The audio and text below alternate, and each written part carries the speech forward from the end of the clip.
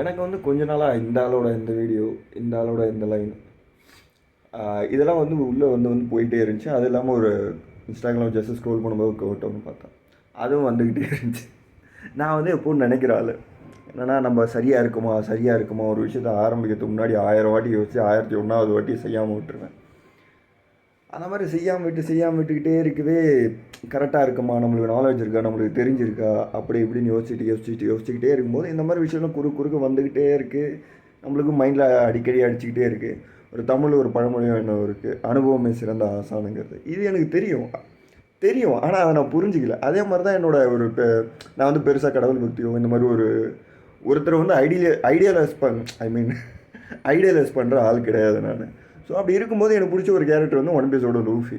அந்த கேரக்டர் வந்து நான் ஆக்சுவலாக ஐடியலைஸ் தான் பண்ணியிருக்கேன். அந்த கேரக்டர் நான் புரிஞ்சிக்க ட்ரை பண்ணல.